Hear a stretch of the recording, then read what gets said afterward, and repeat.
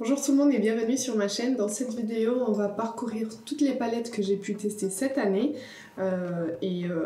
Ça veut pas dire que les palettes sont sorties cette année. Pour la plupart, oui, mais il y en a où j'ai juste voulu tester des palettes déjà un peu plus anciennes. Et du coup, c'est parti. Alors, je vais essayer de vous présenter par ordre chronologique de quand j'ai découvert les palettes. Donc je vais essayer, c'était pas facile de me souvenir. J'imagine même pas quand en fin d'année j'essaierai, parce que je vais essayer cette année de faire un genre de Make-up Awards de 2022 et voir le maquillage que j'ai préféré porter cette année, enfin les produits que j'ai préférés qui sont sortis cette année. Donc je pense que ça va être un peu compliqué. Mais bon, pour la première palette que j'ai essayée cette année, c'est la Mini Biba de Natasha Denona qui se présente comme ceci. Alors, c'est une palette que quand je l'ai reçue, quand je l'ai commandée, en tous les cas, il n'y a aucun produit que je reçois gratuitement. Pour le moment, je sais que ça arrive à des chaînes qui sont très grandes. Ma chaîne est très petite pour l'instant, mais ça me convient très bien. Donc quand je l'ai commandé au début, j'étais un peu déçue parce que je vous avais dit que je trouve ces fards-là et ces fards-là très similaires. Et puis il y a juste un lumineux. Et au final, tous les maquillages qu'on fait avec cette palette rendent à peu près la même chose. Et j'étais un peu déçue au début, mais après je me suis quand même retrouvée à pas mal l'utiliser parce que c'est une palette passe-partout et on peut l'utiliser tous les jours. C'est bien pour quand on part en voyage ou quand on part juste un week-end, on peut faire quelque chose sans trop réfléchir, on n'a pas besoin d'accorder aux habits, donc c'est vraiment une palette passe-partout. La deuxième palette, c'était la Mini Crush palette de Natasha Denona. Encore une fois, elle a sorti les deux palettes là très approchées l'une de l'autre. Et celle-ci, franchement, si je l'ai utilisée en dehors de la vidéo que je vous avais faite à la Saint-Valentin, quand elle est sortie, ça me surprendrait parce que je pense que je ne l'ai pas utilisée d'autres fois, ou alors peut-être juste une fois ou deux, mais j'ai aucun souvenir parce que j'ai pas aimé les fards, j'ai pas aimé le choix de couleur en fait. Je trouve que ça va pas trop ensemble. Alors je la trouve plus belle que la Mini Love qui était sortie pour la Saint-Valentin 2021, mais je sais pas, je trouve ce fard pas réussi. Et je sais pas, les mats sont beaux, les trois mats ils sont beaux, mais les lumineux, pas trop fan. Et ce sont mes goûts qui parlent là, donc les goûts ne se discutent pas, et chacun ses goûts. Donc vous pouvez être d'accord avec moi, comme vous pouvez ne pas l'être, et moi, ça me va. Ensuite, la troisième palette, c'était la Love Notes de chez Beauty Bay. Et là, gros coup de cœur sur l'harmonie des fards, sur la qualité des fards. C'est vraiment une palette, enfin Beauty Bay, ça toujours comme ça, hein. Ça ne déçoit pas. Franchement, les fards sont juste trop beaux. Vous avez des duochromes, vous avez des métallisés. Les mats sont de très bonne qualité.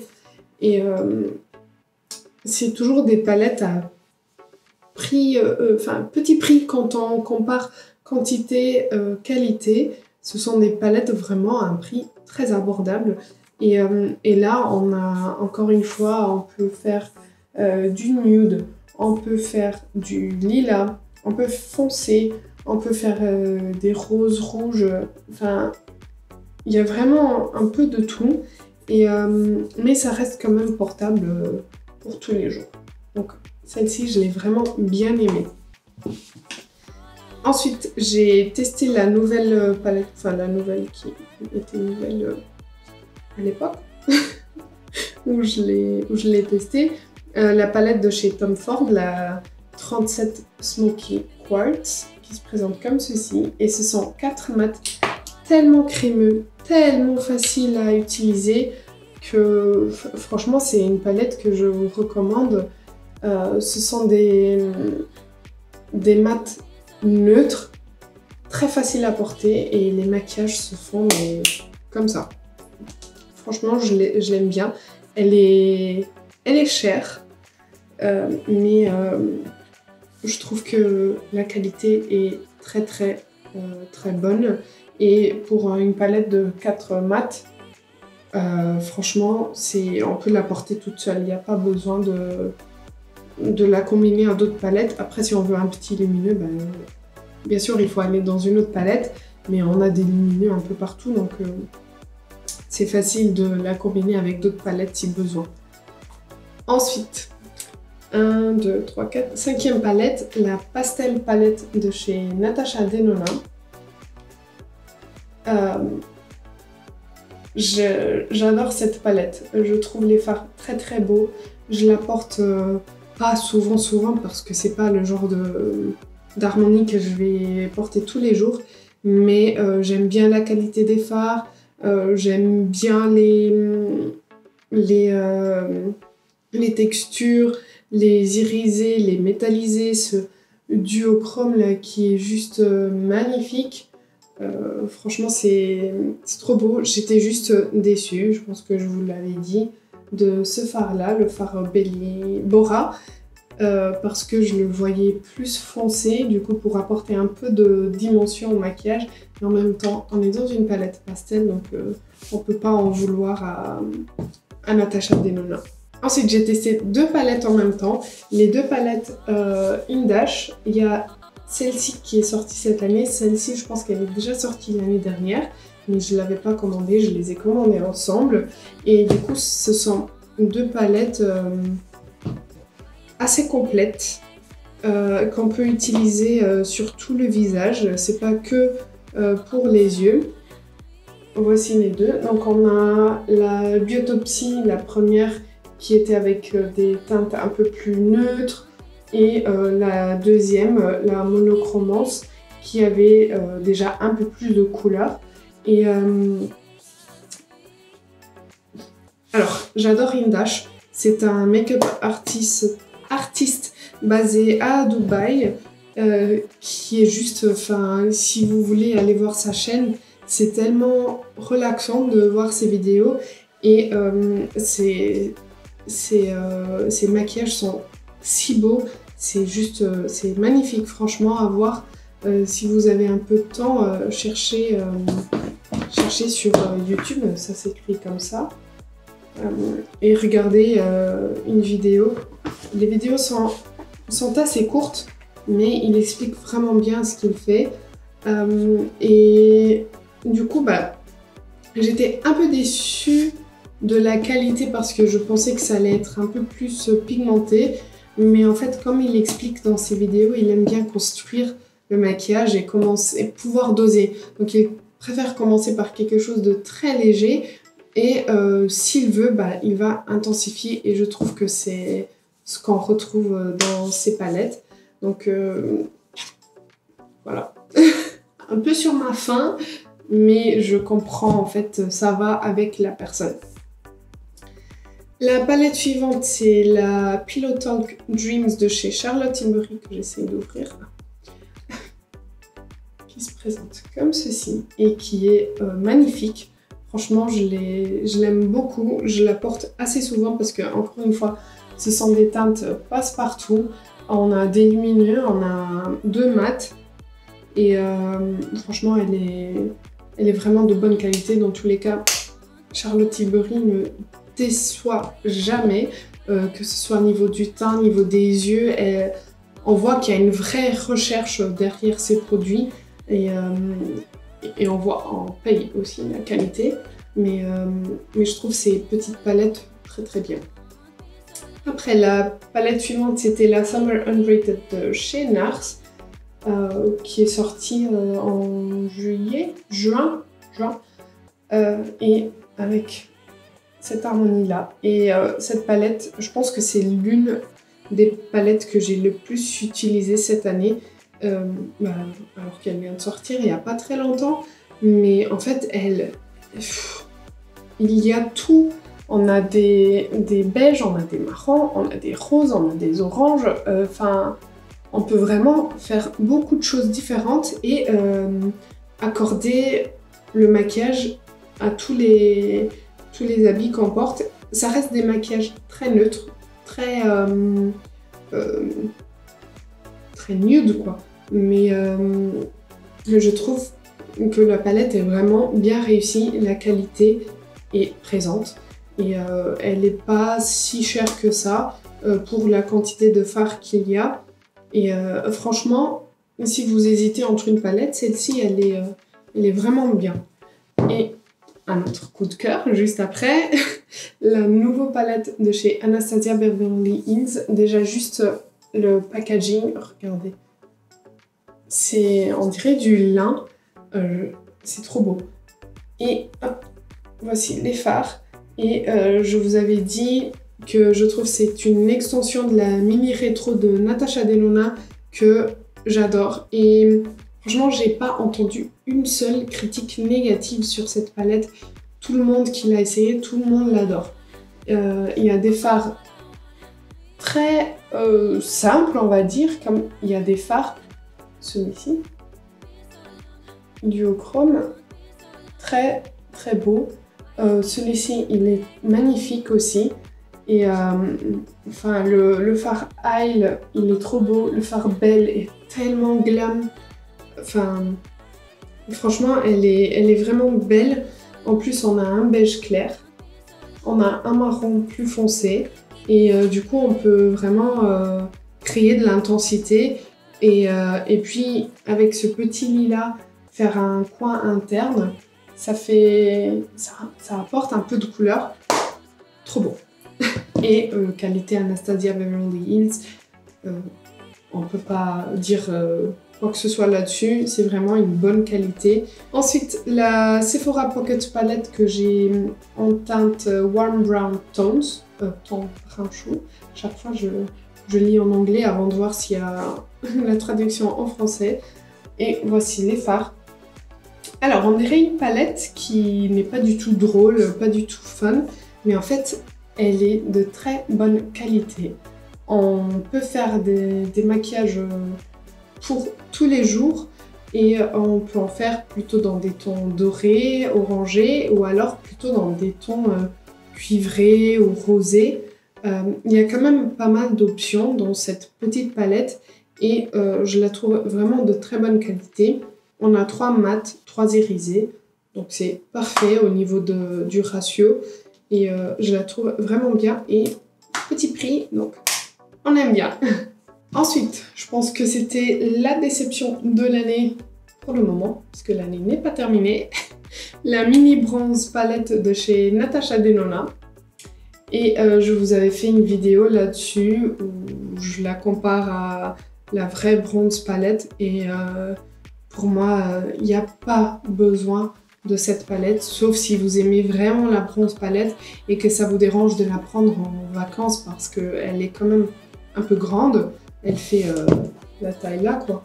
Donc au lieu de prendre ça, vous pouvez prendre ça qui fait un 5e de la taille, un 6e. mais en fait, je sais pas. Et puis, je trouve l'irisé, le seul irisé qui est ici, il est trop foncé pour ma carnation, il est trop foncé à mon goût. Donc je pense que c'est une palette plutôt pour les teintes, enfin pour les carnations moyennes à mat et pas pour moi. C'était vraiment une déception, mais j'en ai parlé dans la vidéo et du coup ça suffit. Ensuite, gros coup de cœur sur une palette à tout petit prix. C'est la palette de Wet n Wild Coloricon et c'est la pétalette. Et juste magnifique. Franchement, je pensais pas du tout. et je l'adore, j'adore la porter. Je fais tout le temps le même maquillage, mais ça me dérange pas parce que je trouve que ça rend trop beau et ça rend trop bien. Et c'est trop beau. Voilà, je parle correctement. Franchement, il y a un mat. Il y a un mat, deux irisés, un bien scintillant et un pailleté. Et magnifique. Franchement, magnifique. N'ayez pas peur. C'est une palette, je pense qu'elle a même pas coûté 5 €. Je suis plus sûre parce que je l'ai achetée au supermarché. Mais si jamais vous la croisez et que vous aimez les teintes, vraiment foncez dessus parce que c'est une très bonne qualité. Ensuite, la mini macaron, non, petit four lilas de chez Vizy Art. Ce sont des palettes comme ça, toutes mimes, petites qu'on ouvre comme ça. Et on a 4 fards. J'adore l'harmonie des fards. C'est vraiment quelque chose que quand je veux aller vite, je prends cette palette parce que je sais que 2-3 coups de pinceau c'est fait et j'aurai un maquillage qui sera beau, qui me plaira et qui passe partout encore une fois parce que ce sont des tons qui passent partout. On peut faire une base plutôt grise avec ce mat, on peut faire une base plutôt rose avec ce mat. Et puis celui-ci au coin interne, celui-ci au coin externe et j'adore. C'est pas... Si vous aimez bien les maquillages avec beaucoup d'intensité, n'allez pas là-dessus. Mais si vous aimez bien les maquillages qui passent partout, qui sont faciles à faire, et puis si vous voulez intensifier un peu, vous avez qu'à tirer un trait de liner. Et franchement, très bonne palette. Et puis la dernière palette qui fait un peu mal, c'est la palette la plus chère des palettes que je viens de vous montrer. C'est la Mothership numéro 7 Divine Rose de chez Pat McGrath. Alors c'est très lourd, ça fait très quali et on a 10 fards à l'intérieur et je pense que vous voyez déjà les reflets. On le voit principalement sur ce fard là. Il y a plusieurs reflets. C'est une palette qui est chère. Mais franchement, quand je fais un maquillage avec cette palette, j'adore. Je vous avais fait un Reels avec cette palette et le maquillage était mais juste trop beau.